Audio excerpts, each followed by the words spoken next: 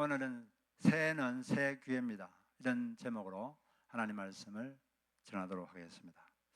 이 새로운 해를 시작하는 것은 참 좋습니다.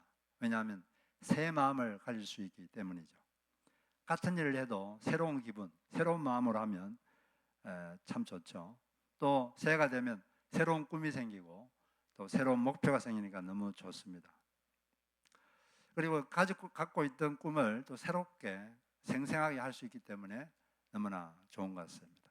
하나님은 새해에 새 기회를 주십니다. 새해에 여러분에게 새 문을 열어 주실 것입니다. 또 새 길을 열어 주실 것입니다. 우리가 생각하지 못한 은혜를 새해 여러분에게 주실 것입니다. 새해가 되면 주님 하나님께서 새 마음을 주십니다. 뭘 좀 해야겠다, 뭘 하고 싶다. 그것은 그냥 생기는 마음이 아니라 성령께서 주시는 마음입니다. 그런 새로운 마음이 생기면 그 마음을 꼭 붙잡으시기 바랍니다. 그리고 그 새롭게 생긴 그 마음을 붙잡고 그렇게 행하십시오. 그럴 때 하나님께서 준비하신, 하나님이 뭘 주시려고 그런 마음을 주신 거거든요. 그 마음을 절대로 그냥 가볍게 생각하지 마시고 그 마음을 꼭 붙잡고 사시면 여러분에게 하나님이 준비하신 은혜가 있습니다. 근데 이렇게 새 마음을 가지고 살려고 하는데 마귀는 자꾸 반대의 마음을 주죠.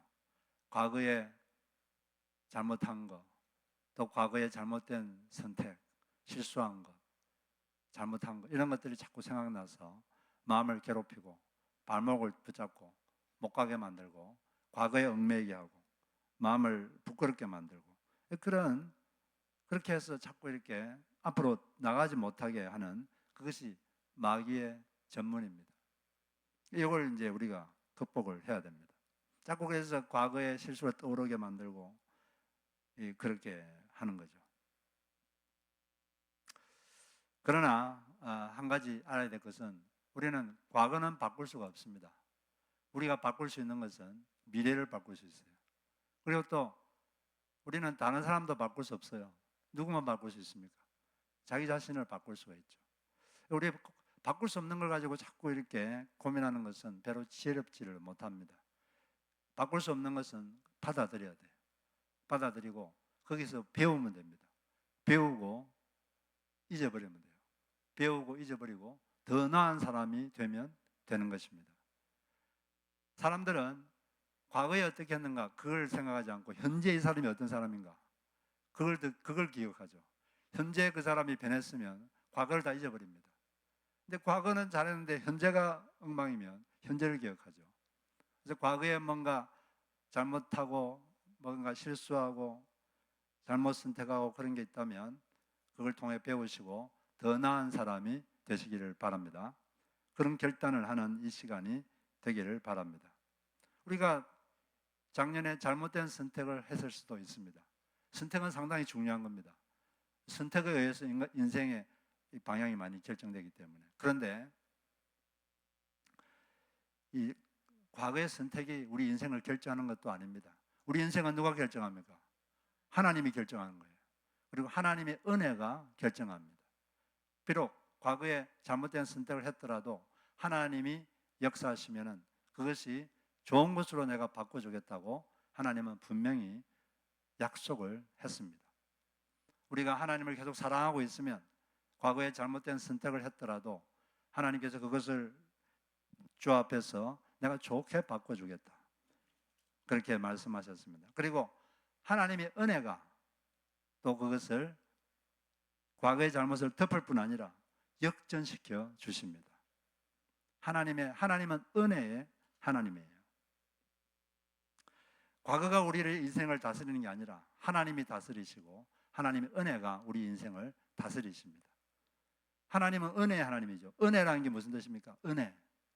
은혜란 말을 많이 쓰는데 이건 헬라어로 카리스라는 단어인데 이 말은 남을 이롭게 하고자 하는 성향, 그런 뜻이에요.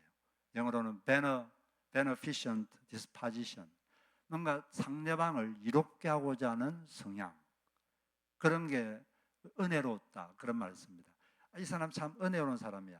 gracious의 이 말은 이 사람은 이 성향이, 마음의 성향이 다른 사람을 어떻게 하면 유익하게 할까, 이런 그냥 성향이 있는 거예요. 모든 사람이 다 그렇지는 않죠. 어떤 사람은 그렇지 않아요. 어떤 사람은 어떻게 하면 이놈을 좀 이용해 먹을까 그런 사람이죠. 그런 사람은 은혜로운 사람이 아닙니다. 악한 사람이죠. 남을 자기 이익을 위해서 이용해 먹으려는 사람, 그런 사람은 악한 사람인데, 하나님은 악한 분입니까? 은혜로운 분입니까? 하나님은 성경에서 계속, 성경에서 제일 많이 나오는 말이 하나님은 은혜로우시다. 하나님은 은혜로우시다. 이게 성경에서 제일 자주 나오는 말이에요. 하나님은 사람에게 유익을 주고 싶은 성향을 갖고 계신 분입니다. 하나님은 은혜로우시기 때문에 우리에게 악한 일을 할 수가 없는 분입니다. 그 은혜로운 분이 은혜를 베푼다, 이 말은 바로 그 유익을 준다는 거죠. 우리에게 유익한 것을 주신다. 그게 은혜를 베푸신다.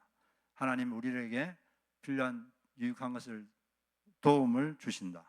그런 것이 은혜를 베푸신다. 그런 뜻입니다. 하나님의 풍성한 은혜를 경험하는 때는 우리가 완벽할 때가 아닙니다. 언제 우리가 하나님의 풍성한 은혜를 경험합니까? 그것은 우리가 잘못했을 때, 우리가 범죄했을 때, 우리가 실수했을 때, 그때 바로 하나님의 풍성한 은혜를 경험하는 것입니다.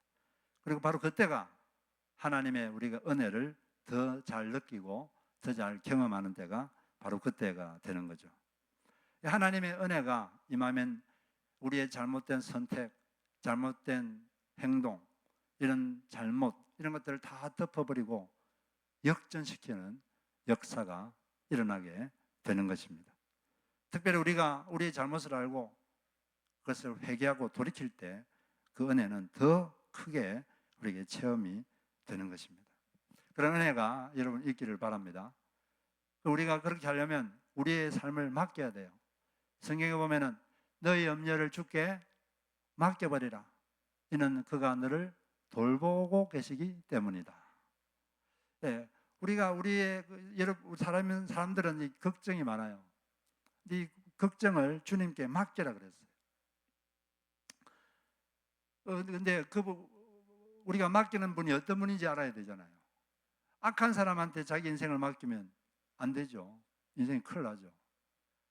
악하진 않은데 선하긴 한데 무능한 사람한테 맡기면 어떻게 됩니까?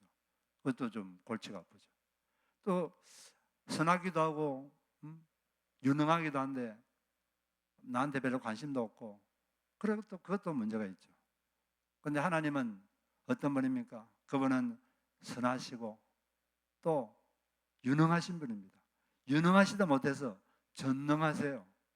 전능하시고 또 우리에게 관심이 많고 자비로우시고 사랑이 많은 분입니다. 그렇기 때문에 우리가 걱정되는 것, 그걸 주님께 맡기시기 바랍니다. 걱정되는 게 있으면 저는 이런 자꾸 맡겨야 돼요. 주님, 제 인생을 당신께 맡깁니다. 주님, 제 노후를 당신께 맡깁니다. 주님, 내 가정을 맡깁니다. 내 자식을 맡깁니다.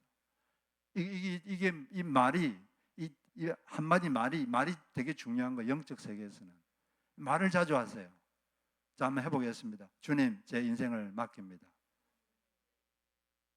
그리고 여러분이 잘 맡기고 싶은 거, 걱정되는 게 뭡니까? 그걸 이 시간 한번 생각하시고 그걸 한번 주님께 말해봅시다. 하나, 둘, 셋. 주님, 맡깁니다. 네, 맡깁니다. 그러면 주님 맡아주십니다. 주님은 귀머리가 아니에요. 다 듣고 계시고 여러분이 한 그 선은, 믿음을 가지고 한 것을 가지고 행동하시는 그런 분입니다. 이 바울은 이 잘못한 것이 많은 분인데, 이 잘못한 것이 많은데 하나님께 은총을 엄청나게 받았어요. 풍성 은혜를.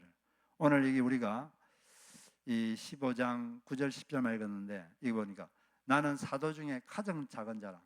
나는 하나님의 교회를 박해하였으므로 사도라 칭함받기를 감당하지 못할 자니라. 그러나 내가 나된 것은 하나님의 은혜로 된 것이라. 이 바울이란 분은 사도라고 하는데, 사도 얼마나 놀라운 직책입니까? 근데 이분은 이럴 만한 자격이 없어요. 그전에는 막 예수님을 모욕하고 예수 믿는 사람들을 죽이고 그랬습니다. 스데반을 이 돌 던지게 한 사람이 이 책임자가 사울이었죠. 그리고 예수 믿는 사람들 잡아다가 감옥에 가두고 욕하고 모욕하고 그러던 사람이거든요. 그런데 하나님이 그에게 막 풍성한 은혜를 주셔서 그 잘못을 덮어줬을 뿐 아니라 역전시켜서 사도가 되게 해주셨습니다. 부활하신 예수님이 직접 그분에게 나타나가지고, 부활하신 예수님이 다 나타난 게 아니거든요. 몇몇 선택된 사람에게만 나타났는데 이 바울을 선택하셔서 그 사람에게 나타난 거예요. 그래서 우리가 잘 아는 고린도전서 15장 3절에 보면은 거기에 보면 복음이 뭔가 그걸 설명하고 있는데, 이 복음이 뭐냐? 내가 전한 복음으로 너희들이 구원받았다, 그렇게 말하면서 바울이 복음은 곧 그리스도께서 성경대로 우리 죄를 위하여 죽으셨다는 것과 무덤에 묻히셨다는 것과 성경대로 사흘 만에 다시 살아나셨다는 것이다. 이게 복음입니다. 그리고 이 사실과 그 사실과 연관된 의미, 그게 복음이죠. 예수님이 왜 돌아가셨습니까? 여러분 잘못한 거 많죠? 죄 지은 거. 그 죄를 우리 대신 벌 받으신 거죠. 왜 부활하셨죠? 그냥 무덤에 계시면 되지. 부활하셨다는 건 너희들의 죄에 대한 벌을 다 갚았다. 거기에 대한 영수증으로 부활하신 겁니다. 여러분들이 가게 가가지고 물건을 살 때 물건이 지금 100달러짜리인데 99달러 주면은 영수증을 줍니까 안 줍니까? 너무 어려운 질문인가? 이 물건이 100달러짜리인데 99달러 주면 영수증을 줍니까 안 줍니까? 안 주죠. 충분히 갚지를 못했어요. 100달러를 갚아야지 영수증을 주죠. 95달러 줘도 안 줍니다. 90달러 줘도 안 주고 100달러를 완전히 줘야지 완전히 지불했다. 그래서 영수증을 딱 주는 거죠. 부활이라는 게 그런 거예요. 예수님이 치르신 그 죄값, 너희들이 지은 죄에 대한 죄값 100% 지불한 것이다. 다 끝났다. 그런 영수증으로 부활을 하신 겁니다. 그런 다음에 여러 사람에게 나타났어요.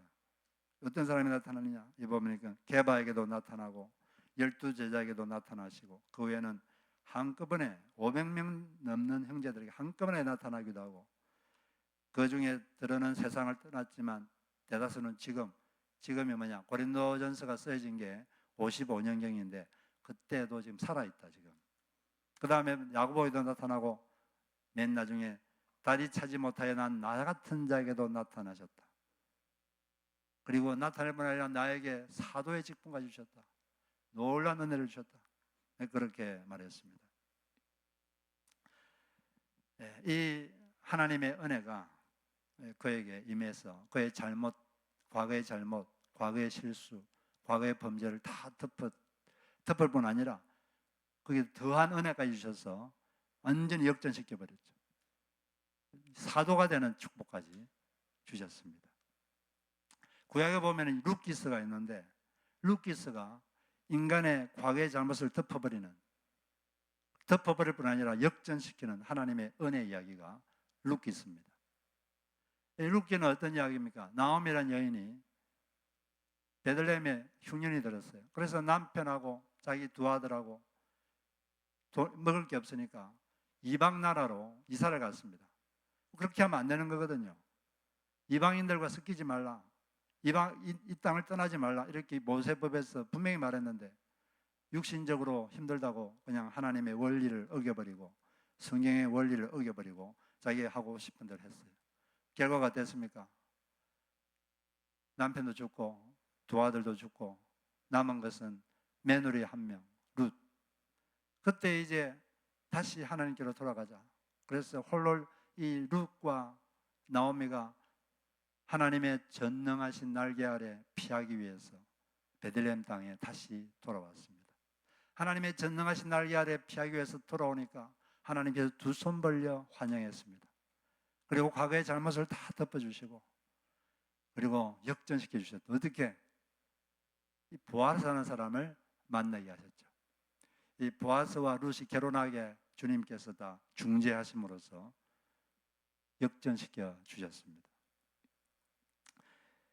이 보아스하고 룻 사이에 낳은 증손자가 바로 다윗이죠. 이 이야기는 바로 우리 죄 많은 우리가 예수님께 가면 예수님께서는 우리의 잘못을 다 덮어주실 뿐 아니라 우리에게 은혜를 주시고 역전시켜 주시는 그 예수 그리스도의 은혜를 상징하는 그런 이야기인 것입니다. 이 새해를 이제 맞이하는데 자꾸 과거에 잘못한 거, 실수한 거, 내가 잘못 선택한 거, 그것 때문에 자꾸 후회가 되고 한숨이 나오고 그런 게 있다면 다 잊어버리시기 바랍니다. 잊어버리시고 그걸 통해 배우시고, 그리고 하나님의 은혜가 모든 걸 덮어버릴 것이다. 그리고 역전시켜 주실 것이다. 그걸 믿고 하나님의 은혜를 굳게 붙잡으시기를 바랍니다. 그렇지만 또 두 번째로 우리가 알아야 될 것은 인간의 수고와 하나님의 은혜가 만날 때 역사가 일어난다는 것이죠. 바울에게 큰 은혜가 부어졌지만 바울은 그 은혜만 머무르지는 않았습니다. 그는 말하기를 나는 은혜를 받았지만 다른 사도들보다 더 많이 수고했다. 그 사도들이 많았는데 바울은 스스로 말하기를 나는 베드로보다도 훨씬 더 수고를 많이 했다. 나는 야고보 사도보다 훨씬 더 수고를 많이 했다. 훨씬 더 고생을 많이 했다. 이렇게 말하고 있습니다. 진짜 그렇습니까? 제가 왜 이런 말을 했을까 한번 곰곰이 생각해 보니까 정말 좀 그렇게 고생을 많이 한 것 같아요. 고린도전서 9장을 보면 그 사도들이 바울만 사도가 아니잖아요. 많은 사도들이 있는데 다른 사도들은 베드로를 위시해서 다른 사도들은 다 결혼을 했어요. 결혼해서 아내도 있고. 근데 유독 바울만 결혼을 안 했습니다. 더 열심히 주님만 위해서 하려고. 왜냐하면 결혼하면 아무래도 아내도 섬겨야 되고 그러니까 나는 오직 주님만 섬기겠다. 그래서 그냥 결혼도 안 하고. 또 다른 사도들은 교회에서 생활비를 대줬는데 자기는 그것도 거절했어요. 자기는 혼자서 그냥 일해가지고 일해서 살았어요. 낮에 일하고 일해서 그것으로 사역하고. 그래서 고린도전서 9장 5절 보니까 다른 사도들과 주님의 동생들과 베드로가 그런 것처럼 우리는 신자인 아내를 데리고 다닐 권리가 없겠습니까? 나와 바나바만 생계를 위해서 일을 해야 한단 말입니까? 자기들만 그런다는 거죠. 왜 그러면 그렇게 했느냐? 그게 이제 뒤에 쭉 설명이 나오는데 내가 복음을 전한다 해도 자랑할 것이 없는 것은 그것이 내가 당연히 해야 하는 일이기 때문입니다. 만일 내가 복음을 전하지 않는다면 나에게 화가 내릴 것입니다. 만일 내가 자원해서 복음을 전한다면 당연히 보수를 받을 것입니다. 그러나 자원해서 하는 일이 아니라면 이것은 내게 맡기신 직무를 다하는 것일 뿐입니다. 저는 사명을 받았습니다. 그러면 내가 받을 상이 무엇입니까? 바로 이것입니다. 내가 복음을 전할 때 아무 대가도 받지 않고 전하는 것과 복음을 전하면서 나의 권리를 사용하지 않는 것입니다. 그거는 전 세계를 다니면서 복음을 전하는 것은 그냥 하나님께 받은 사명이기 때문에 안 할 수가 없어요. 안 하면 화가 있다. 그럼 어떻게 내가 상을 받을 것인가? 자기가 쓸 수 있는 권리를 사용하지 않고 나는 그 일을 하겠다. 그래서 이제 그렇게 했다고 설명을 하고 있는 거죠. 그러니까 다른 사도보다도 고생을 많이 했어요. 그리고 또 사역 과정에서도 다른 사람들보다 고생을 많이 했습니다. 여기 보니까 다른 사도들도 다 수고를 많이 고생하고 다 순교했죠. 이 바울은 자기가 어떻게 고생했느냐? 고린도후서 4장 11절에 보니까 우리는 살아있으나 예수로 말미암아 늘 몸을 죽음에 내어 맡깁니다. 그것은 우리의 생명도 또한 우리의 죽을 육신에 나타나게 하기 위함입니다. 그리하여 죽음은 우리에게서 작용하고 생명은 여러분에게서 작용합니다. 이 바울은 늘 자기 몸을 죽음과 맞닥뜨리는 상황, 또 자기 자아를 죽음과 맞닥뜨리는 상황에 늘 이렇게 직면해야 되고 던져야 되고 그랬어요. 또 고린도서 4장 11절을 보니까 바로 이 시각까지 우리가 줄이고 목마르며 헐벗고 매맞으며 정처가 없고 어디 갈 데가 없다는 거죠.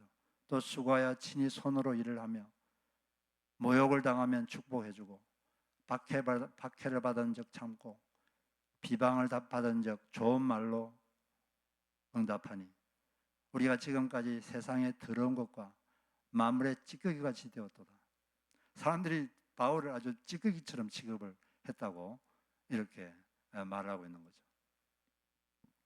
이처럼 수고를, 그는 은혜를 많이 받았지만 또 다른 사람보다 수고를 나는 참 많이 했다. 수고를 한다는 게 중요하죠. 이 인간의 수고와 하나님의 은혜가 만날 때 역사가 일어납니다. 우리의 수고에 하나님의 은혜가 임하면 놀라운 일이 일어나는 거예요. 수고를 한다는 게 무슨 의미입니까? 수고를 한다는 말은 목표를 정하고 행동하는 것, 이게 수고하는 거예요. 뭔가 목표를 정하고 그 목표를 위해서 행동하는 것, 이게 수고하는 거죠. 이 새해에는 여러분들이 뭔가 목표를 정하고 행동하시기를 바랍니다.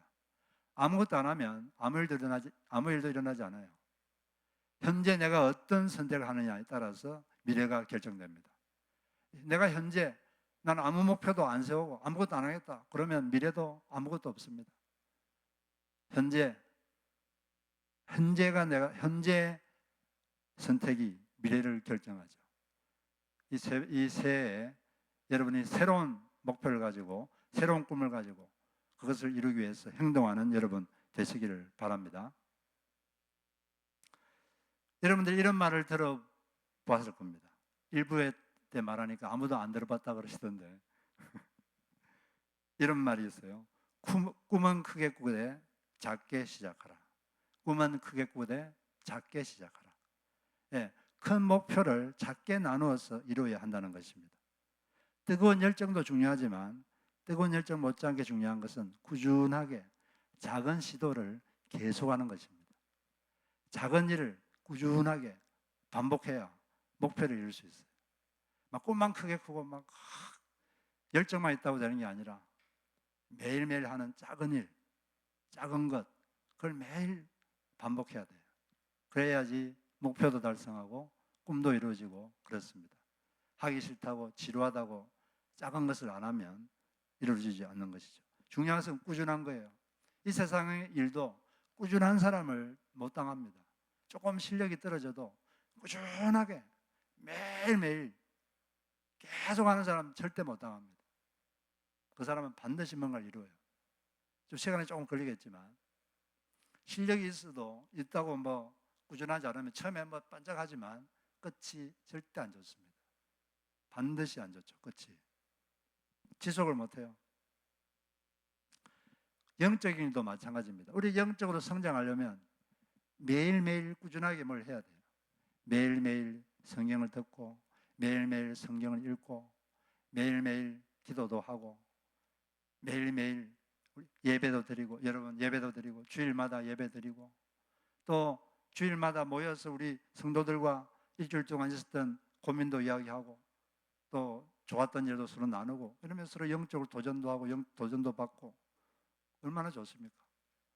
그런 거 작은 일, 작은 것을 꾸준하게 해서 새해 여러분 가진 목표를 이루시기를 바랍니다. 우리가 이렇게 꾸준하게 우리가 수고하고 그렇게 해야 되지만 그러나 결국 하나님 은혜가 결정합니다. 그래서 우리는 하나님 은혜를 앙망해야 돼요. 여기 10절에 보니까 내가 다른 사람보다 더 많이 수고했으나 결국 내가 아니라 나와 함께 하신 하나님의 은혜로다. 수고를 많이 했지만 결국 이루신 것은 하나님의 은혜가 이루었다 라고 결론을 맺고 있습니다. 이것을 잘 말해주는 인물이 야곱이죠. 야곱은 어떤 사람보다 열심히 일하는 사람이었어요. 아주 성실한 사람입니다. 아주 이루고 싶은 욕망도 많고 이루려고 아주 열심히 일했던 사람이에요. 그런데 그 삶이 어땠는지 보면 야곱은 다 아시다시피 아브라함의 손자죠. 쌍둥이 형님이 에서인데 에서가 장자인데 장자권을 속여가지고 뺏었습니다. 근데 에서가 화가 나가지고 죽이려고 그러니까 브엘세바가 이스라엘의 남쪽인데 거기서 지금의 튀르키예 남부 그 하란까지 800km를 걸어서 갔어요. 그 갔는데 거기 외삼촌이 있었는데 라반이죠.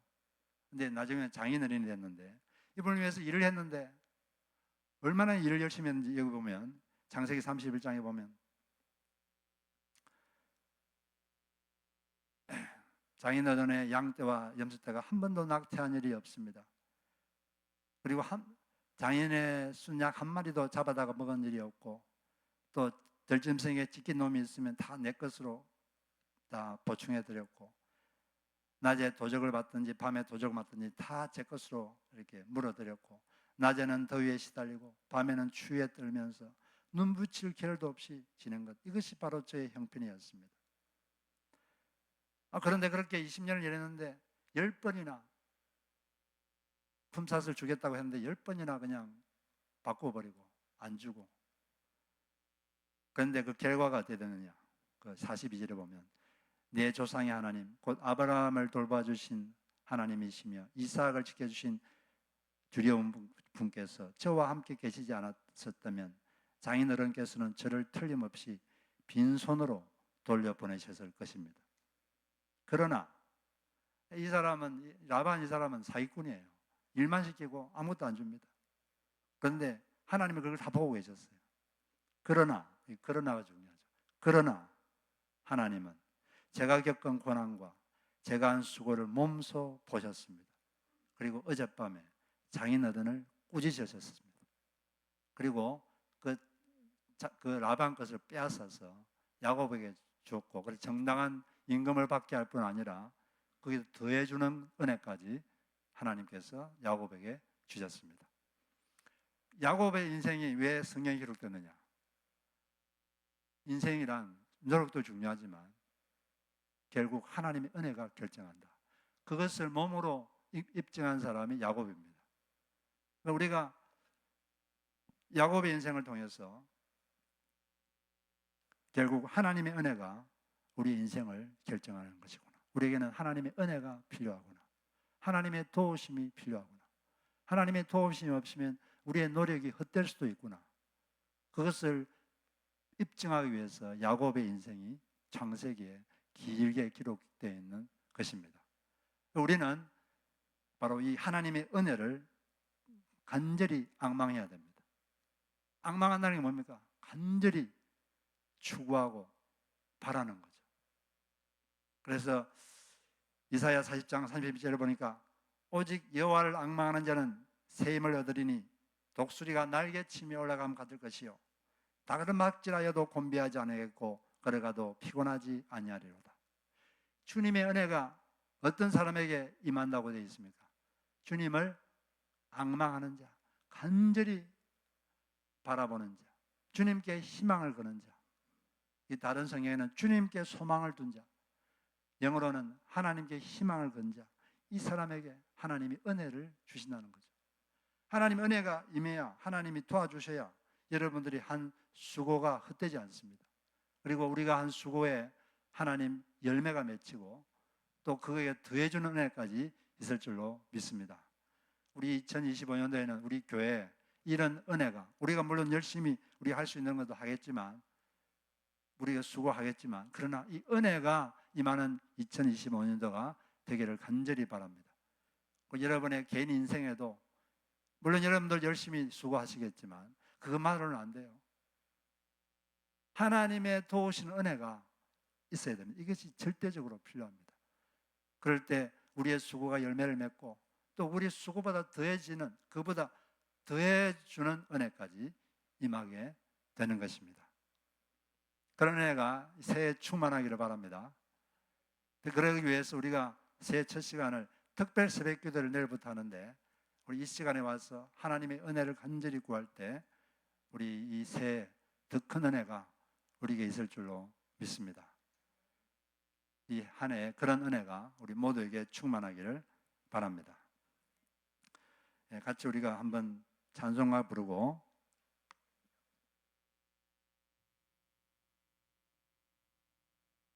기도하겠습니다.